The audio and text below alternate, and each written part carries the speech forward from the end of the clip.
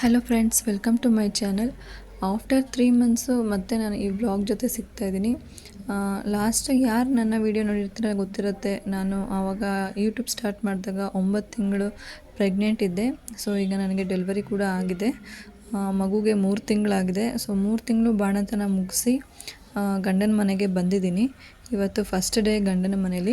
So ನನಗೆ rest ಬೇಕಾದ್ರಿಂದ ಸ್ವಲ್ಪ mentally ಮತ್ತು ಫಿಸಿಕಲಿ ನಾನು ರೆಸ್ಟ್ ತೊಗೋಬೇಕಾದ್ರಿಂದ ನಾನು ವ್ಲಾಗ್ನ ಕಂಟಿನ್ಯೂ ಮಾಡಿರಲಿಲ್ಲ. ಸೊ ಇವತ್ತಿಂದ ಆದಷ್ಟು ವ್ಲಾಗ್ನ ಶೇರ್ ಮಾಡ್ಕೊಳ್ಳೋಣ ಅಂತ ಅಂದ್ಕೊಳ್ತಾ ಇದ್ದೀನಿ. ಮತ್ತು ಈ ಗಿಡ ನೋಡ್ತಾ ಇದ್ದೀರಲ್ಲ ಫ್ರೆಂಡ್ಸ್, ಈ ಗಿಡ 2 ವರ್ಷದಿಂದ ಹೂವನ್ನೇ ಬಿಟ್ಟಿರಲಿಲ್ಲ. ಸೊ ಇವಾಗ ಹೂವು ಬಿಡೋಕ್ಕೆ ಸ್ಟಾರ್ಟ್ ಆಗಿದೆ. ಇದರಲ್ಲಿ ಏನಿಲ್ಲ ಅಂದ್ರೂ ದಿವಸಕ್ಕೆ ಒಂದು 5ರಿಂದ 6 ಹೂವು ಬಿಡುತ್ತೆ. ನೋಡಿ, ಇದು ನಮ್ಮ ಮನೆ ಒಂದು ನಮ್ಮ ಪುಟ್ಟ ಗೂಡು ಅಂತಲೇ ಹೇಳ್ಬೋದು. ಹಸ್ಬೆಂಡ್ ಒಬ್ಬರೇ ಇದ್ರಲ್ಲ, ಸೊ ಅದಕ್ಕೆ ತುಂಬಾ ಗಲೀಜಾಗಿಬಿಟ್ಟಿದೆ ಮನೆ. ಸೊ ಇನ್ಮೇಲೆ ನಾನು ಕೆಲಸನ ಸ್ಟಾರ್ಟ್ ಮಾಡ್ಕೊಳ್ಬೇಕಾಗತ್ತೆ. ಬಟ್ ನಮ್ಮಮ್ಮ ಈಗಲೇ ಕೆಲಸಗಳನ್ನೆಲ್ಲ ಮಾಡ್ಕೊಬೇಡ, ಕ್ಲೀನಿಂಗ್ ಎಲ್ಲ ಮಾಡ್ಕೊಳ್ಬೇಡ ಅಂತ ಹೇಳಿದ್ದಾರೆ. ಯಾಕಂತಂದರೆ ಇನ್ನೂ ಮಗುಗೆ 3 ಮಂತ್ಸ್ ಅಲ್ವಾ, ಈಗಲೇ ಜಾಸ್ತಿ ನೀರು ಮುಟ್ಟೋದು ಎಲ್ಲ ಮಾಡಬಾರ್ದು, ನನಗೂ ಕೂಡ ರಿಸ್ಕ್ ಆಗುತ್ತೆ ಅಂತ. ಸೊ 5 ತಿಂಗಳಾದಮೇಲೆ ಕ್ಲೀನಿಂಗ್ ಸ್ಟಾರ್ಟ್ ಮಾಡ್ಕೊಳ್ತೀನಿ. ಈಗ ಜಸ್ಟ್ ಏನಿದ್ರು ಅಡುಗೆ ಮಾಡ್ಕೊಳ್ಳೋದು, ಸ್ವಲ್ಪ ಅಲ್ಲಿಂದಲ್ಲಿಗೆ ಕ್ಲೀನ್ ಮಾಡ್ಕೊಳ್ಳೋದು ಮಾತ್ರ ಮಾಡ್ತಿರ್ತೀನಿ. ಇನ್ನು 3 ತಿಂಗಳಿಗೆ ಬಾಣಂತನ ಮುಗಿಸಿ ಬರೋದಕ್ಕೆ ರೀಸನ್ ಇಷ್ಟೇ. ದೊಡ್ಡ ಮಕ್ಕಳಿಗೆ ಸ್ಕೂಲ್ ಸ್ಟಾರ್ಟ್ ಆಗಿದೆ ಅಲ್ಲ, ಸೊ ಸ್ಕೂಲ್ ಸ್ಟಾರ್ಟ್ ಆಗಿರೋದ್ರಿಂದ ಬೇಗನೆ ಬಂದಿದ್ದೀನಿ. ಇಲ್ಲಾಂದರೆ ಇನ್ನೂ ಸ್ವಲ್ಪ ದಿವಸ ಅಮ್ಮ ಮನೆಯಲ್ಲೇ ಇದ್ದು ಬರ್ತಾಯಿದ್ದೆ. ಬಟ್ ಹಸ್ಬೆಂಡ್ ಮನೆಗೆ ಬಂದು ನೋಡ್ಕೊಳ್ಳೋದಕ್ಕೆ ಯಾರೂ ಮುಂದೆ ಬಂದಿಲ್ಲ ಅಷ್ಟೇ. ನೋಡೋಣ ಹೇಗೆ 2 ಮಕ್ಕಳನ್ನ ಇಟ್ಕೊಂಡು ಮನೆಯೆಲ್ಲ ಕೆಲಸ ನಿಭಾಯಿಸ್ತೀನಿ ಅನ್ನೋದು ನನಗೂ ಕೂಡ ಒಂದು ಟಾಸ್ಕ್ ಆಗಿದೆ. ನಿಭಾಯಿಸಲೇಬೇಕಲ್ವಾ, ಜೊತೇಲಿ ಯಾರೂ ಇಲ್ಲ, ಸಪೋರ್ಟ್ ಮಾಡೋಕ್ಕೆ ಯಾರೂ ಇಲ್ಲ ಅಂದಾಗ ತಾನಾಗೆ ಅದು ಧೈರ್ಯ ಬಂದುಬಿಡುತ್ತೆ. ಮನುಷ್ಯ ನೋವಲ್ಲಿದ್ದಾಗ ಅಥವಾ ಕಷ್ಟಪಡುವಾಗ ಜೊತೆಯಾಗಿ ಯಾರೂ ಬರೋದಿಲ್ಲ. ಇನ್ನು ನಮ್ಮ ಅಸಹಾಯಕತೆಯನ್ನು ಬಳಸ್ಕೊಳ್ತಾರಷ್ಟೇ. ಸೊ ಫೈನಲಿ ನಾನು ಈ ಪ್ರೆಗ್ನೆನ್ಸಿನಲ್ಲಿ ನಾನು ಚೆನ್ನಾಗಿ ತಿಳ್ಕೊಂಡೆ ಯಾರು ನನ್ನವರು, ಯಾರು ನನ್ನವರಲ್ಲ ಅಂತ. ಇನ್ನು ಮುಂದೆ ನಾನು ನನ್ನ ಜೀವನವನ್ನು ಕಟ್ಕೊಳ್ಬೇಕಾಗಿದೆ. ನನ್ನ ಒಂದು ಕಷ್ಟ ಸುಖನ ನಿಮ್ಮ ಜೊತೆ ಶೇರ್ ಮಾಡ್ಕೊಳ್ಬೇಕು ಅಂತ ಆಸೆ ಪಡ್ತಾಯಿದ್ದೀನಿ. ಸೊ ಹೀಗೆ ನನ್ನನ್ನು ಸಪೋರ್ಟ್ ಮಾಡ್ತಾಯಿರಿ.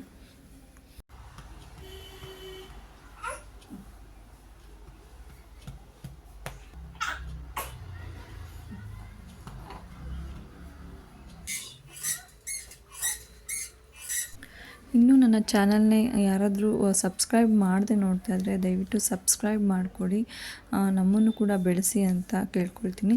ಸೊ ನಾನು ನಿಧಾನಕ್ಕೆ ಕೆಲಸಗಳನ್ನ ಸ್ಟಾರ್ಟ್ ಮಾಡ್ತೀನಿ. ಹಾಗೆ ಬಿಸಿನೀರಲ್ಲೇ ಮಾಡ್ತೀನಿ. ಸ್ವಲ್ಪ ಮನೆ ಒರೆಸ್ಕೊಳ್ಳೋದು ಕೂಡ ಬಿಸಿನೀರಲ್ಲೇ, ಮತ್ತು ಪಾತ್ರೆ ತೊಳೆಯುವಾಗ ಕೈಗೆ ಗ್ಲೌಸ್ ಹಾಕ್ಕೊಂಡು ಪಾತ್ರೆ ತೊಳಿತೀನಿ. ಇನ್ನು ಬಟ್ಟೆ ಏನಿದ್ರು ವಾಷಿಂಗ್ ಮಿಷಿನ್ಗೆ ಹಾಕ್ಕೊಳ್ತೀನಿ.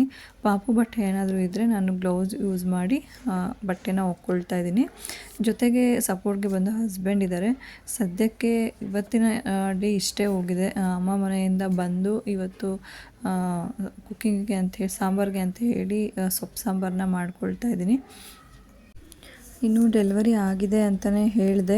ನಾನು ಮುಂದಿನ ವ್ಲಾಗಲ್ಲಿ ಡೆಲಿವರಿ ಸ್ಟೋರಿನ ನಿಮ್ಮ ಜೊತೆ ಶೇರ್ ಮಾಡ್ಕೊಳ್ತೀನಿ.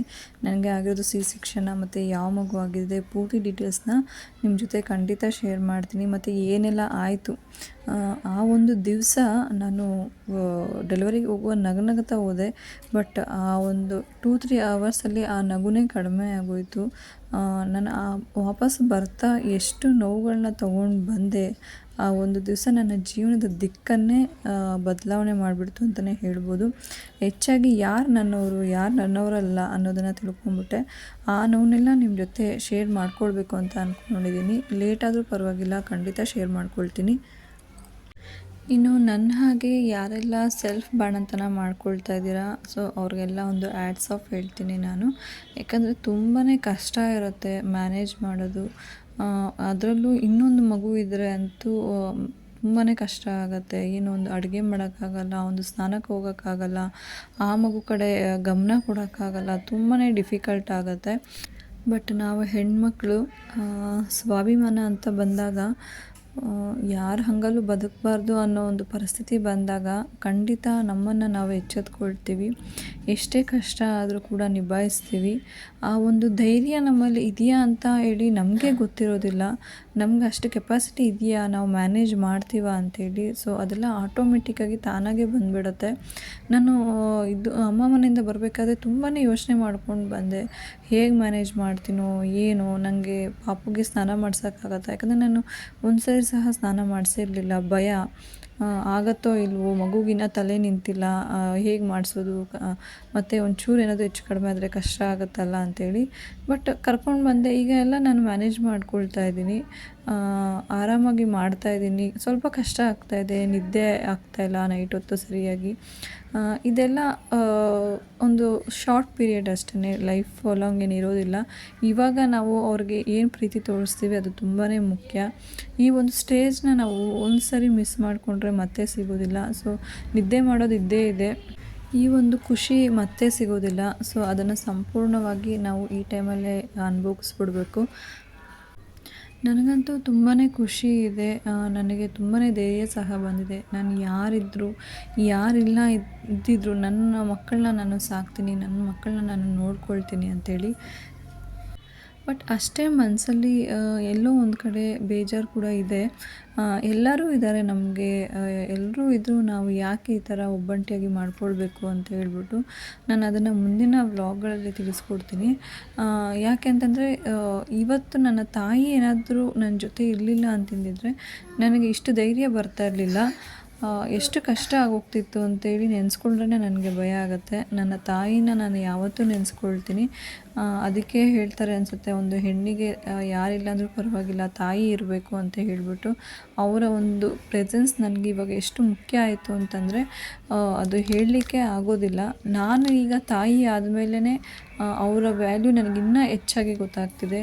ನಾನು ಇವಾಗ ಎಲ್ಲ ಮಕ್ಕಳು ತಾಯಂದಿರಿಗೆ ನೋವು ಮಾಡೇ ಮಾಡಿರ್ತಾರೆ. ಏನೋ ಒಂದು ಚಿಕ್ಕ ಮಾತಾದರೂ ಅಂದಿರ್ತಾರೆ. ಏನೋ ಒಂದು ಗಲಾಟೆ ಮಾಡಿದಾಗ, ಏನೋ ಒಂದು ಬೈದಾಗ, ಏನೋ ಒಂದು ಜೋರು ಮಾಡಿರ್ತೀವಿ.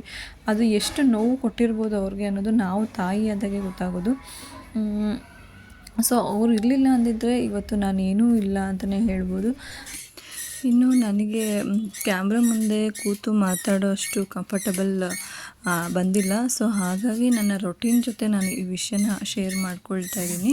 ಸೊ ದಯವಿಟ್ಟು ಯಾರು ತಪ್ಪು ತಿಳ್ಕೊಳ್ಬೇಡಿ. ನನ್ನ ಒಂದು ವಿಡಿಯೋನಲ್ಲಿ ಏನಾದರೂ ಮಿಸ್ಟೇಕ್ ಇದ್ದರೆ ಖಂಡಿತ ತಿಳಿಸಿ, ನಾನು ಅದನ್ನು ಕರೆಕ್ಷನ್ ಮಾಡ್ಕೊಳ್ತೀನಿ. ನೀವು ಕೊಡೋಂಥ ಸಜೆಷನ್ನ ನಾನು ಪಾಸಿಟಿವ್ ಆಗಿ ತೊಗೊಳ್ತೀನಿ. ಇಷ್ಟೇ, ಇದನ್ನು ನಿಮ್ಮ ಜೊತೆ ಶೇರ್ ಮಾಡ್ಕೊಳ್ಬೇಕಾಗಿತ್ತು. ನಾನು 3 ತಿಂಗಳಿಗೆ ಬಾಣಂತನನ ಯಾಕೆ ಅಮ್ಮನ ಮನೆಯಿಂದ ಮುಗಿಸ್ಕೊಂಡು ಇಲ್ಲಿಗೆ ಬಂದಿದ್ದೀನಿ ಅಂಥೇಳಿ. ನಿಮಗೆ ಈ ಒಂದು ವ್ಲಾಗ್ ಇಷ್ಟ ಆಗಿದೆ ಅಂತ ಅಂದ್ಕೊಂಡಿದ್ದೀನಿ. ಇಷ್ಟ ಆಗಿದ್ದರೆ ಶೇರ್ ಮಾಡಿ, ಲೈಕ್ ಮಾಡಿ, ಹಾಗೆ ಸಬ್ಸ್ಕ್ರೈಬ್ ಮಾಡ್ಕೊಳ್ಳಿ. ಮತ್ತೆ ಮುಂದಿನ ವ್ಲಾಗ್ ಜೊತೆ ಸಿಗ್ತೀನಿ. ಟೇಕ್ ಕೇರ್, ಬಾಯ್ ಬಾಯ್.